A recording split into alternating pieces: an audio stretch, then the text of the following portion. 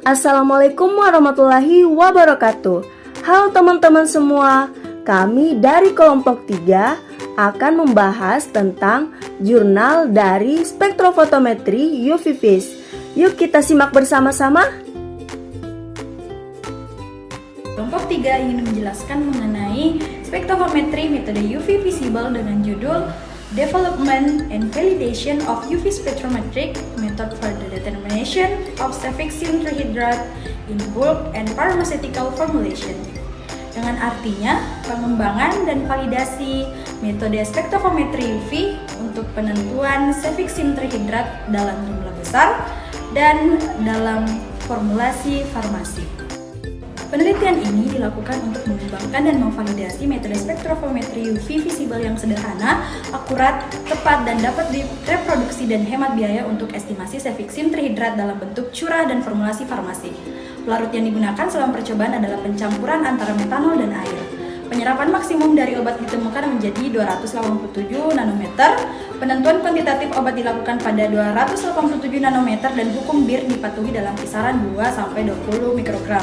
Metode tersebut ditunjukkan untuk konsentrasi yang memiliki persamaan garis Y sama dengan 0,025x tambah 0,078. Adapun latar belakang dari cefixime trihydrate adalah pelarut cefalosporin yang termasuk golongan antibiotik. Kerjanya dengan menghambat sintesis dinding sel bakteri. Secara klinis digunakan dalam pengobatan infeksi yang rentan, termasuk penyakit gonor, otitis media, faringitis, infeksi saluran pernapasan bawah seperti bronkitis, dan infeksi saluran kemih. Selanjutnya ada survei literatur mengungkapkan bahwa HPLC, RPHPLC, HPPLC, voltametri, kinerja tinggi metode elektroforesis kapiler telah dilaporkan estimasi cefixime trihydrate.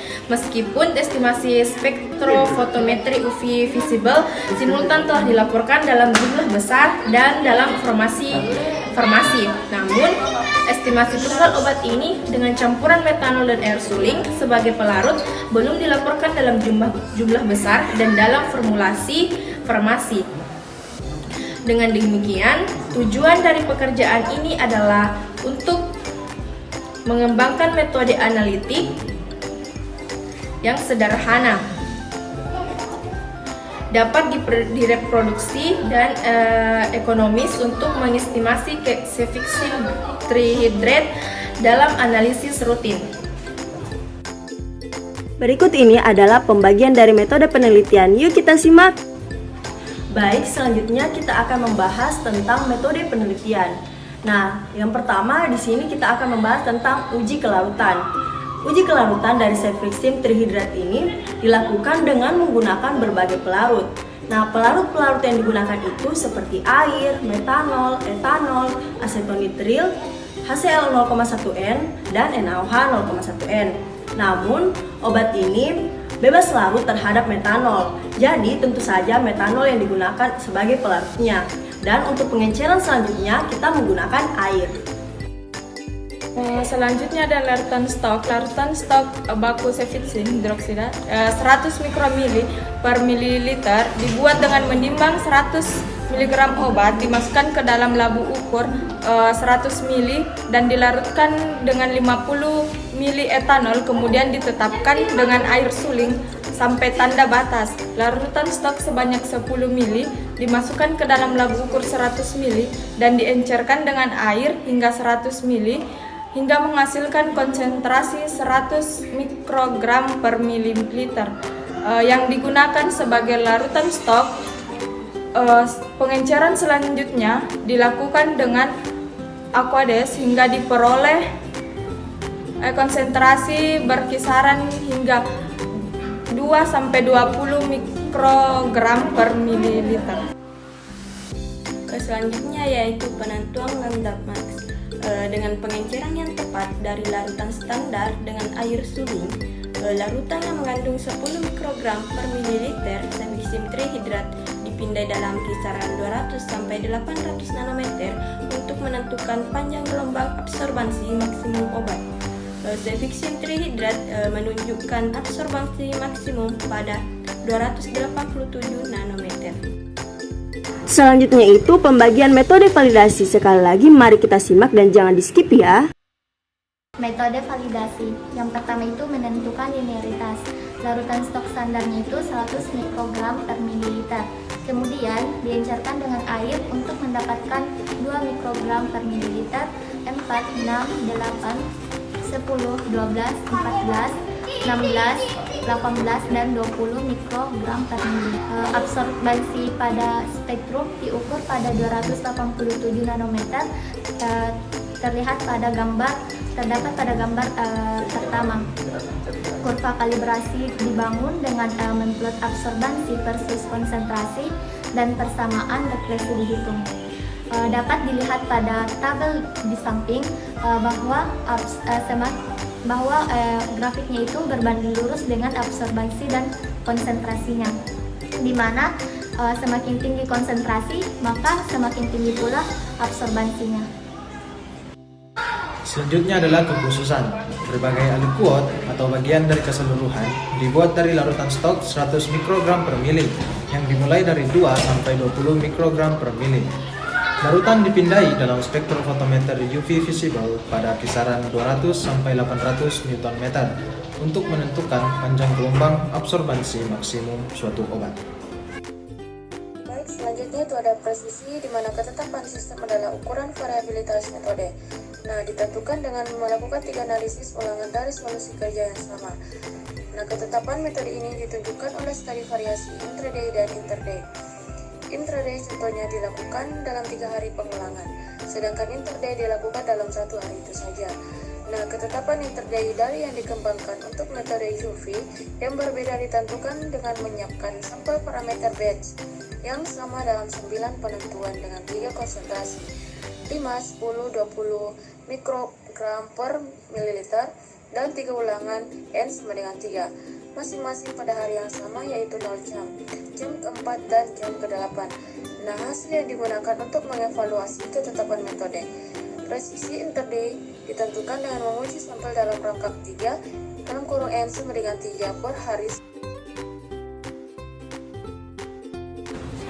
Keakuratan metode dihitung dengan pemulihan studi pada 3 tingkat, 80%, 100%, dan 120%. Menurut standar metode penambahan, bubuk pengisi kapsul dan 20 kapsul ditimbang dan berat rata-rata dihitung. Serbuk yang dipisahkan dihancurkan sampai memperoleh serbuk halus. Bubuk kapsul setara dengan 10 mg cefixim trihidrat dipindahkan ke 100 ml volumetric labu. 25 ml metanol ditambahkan untuk melarutkan obat, kemudian volume dibuat sampai tanda dengan distilasi air dan disonikasi selama 10 menit. Solusinya saat itu disaring melalui kertas saring Whatman. Dari filtrat 1 ml dipindahkan ke 3 volumetrik 10 ml labu dan ditambahkan 0,8 ml atau labu 1 ml labu 2 dan 1,2 ml labu 3 larutan stok api, kemudian ditempatkan tandai dengan air suling untuk membuatnya 80%, 100%, dan 120%. Nah, sekarang kita masuk ke dalam bagian hasil. Untuk pembahasannya, silahkan disimak. Selanjutnya, untuk hasil, metode yang dibahas dalam penelitian ini menyediakan cara yang mudah dan akurat untuk analisis cefixim trihidrat. Obat ini mematuhi hukum Bir dengan rentang konsentrasi 2-20 makrogram per mililiter, di mana hukum Bir itu sendiri berbunyi ketika konsentrasi makin tinggi, maka absorbansinya juga akan semakin tinggi. Nah, dapat dilihat pada tabel. Untuk konsentrasi 2 makrogram per mililiter didapatkan absorbansi 0,094. Untuk konsentrasi 4 makrogram per mililiter didapatkan absorbansi 0,188. Dan untuk seterusnya bisa dilihat pada tabel di slide. Nah, selanjutnya untuk penentuan akuransi cefixim trihidrat dengan UV spektrofotometer tampak N sama dengan 3, di mana dilakukan sebanyak 3 kali pengulangan. Nah, di sini untuk persen pemulihan kita menggunakan 3 konsentrasi, yaitu konsentrasi 80%, 100%, dan 120%. Nah, untuk konsentrasi persen pemulihan 80, konsentrasi perumusannya kita menggunakan 10. Untuk obat yang ditambahkan kita menggunakan 8, dan obat yang ditemukan 7,97 dan 7,96. Untuk persen pemulihan didapatkan 99,6 serta 99,5. Nah, dari situ nanti dirata-ratakan dan didapatkan hasil 99,57%. Untuk yang persen pemulihan 100 dan 120 bisa dilihat pada tabel berikut. Nah, selanjutnya untuk setelah dirata-ratakan semua, kita akan menghitung persen RSD-nya. Untuk persen RSD sendiri itu rumusnya standar deviasi, kemudian dibagi dengan rata-rata absorbansi, kemudian dikali 100%. Pada penelitian kali ini, persen RSD ditemukan pada kisaran 0,046 sampai 0,058% untuk akuransinya. Baik, untuk slide terakhir yaitu mengenai presisi uji spektrofotometer UV atau visible interhari dan antarhari. Untuk ketepatan antarhari dalam 5 mg per mililiter, untuk daya serapnya dalam 0 jam sebanyak 0,281, dalam 4 jam yaitu 0,278, dan untuk 8 jam yaitu sebanyak 0,280. Untuk simpangan baku atau SD-nya yaitu sebanyak 0,00153, dan untuk persen standar deviasi relatif atau RSD-nya sebanyak 0,546. Nah, sebelum mengakhiri video kali ini, kami dari kelompok 3 ingin menyampaikan satu pantun. Menggoreng ikan dicampur bakmi, digoreng terpisah jangan sekaligus. Cukup sekian presentasi kami, semoga mendapat nilai yang bagus. Doain ya teman-teman, semoga kami mendapat nilai yang bagus, dan semoga apa yang kami sampaikan dapat bermanfaat bagi teman-teman sekalian. Sampai jumpa di video-video selanjutnya. Terima kasih, bye-bye.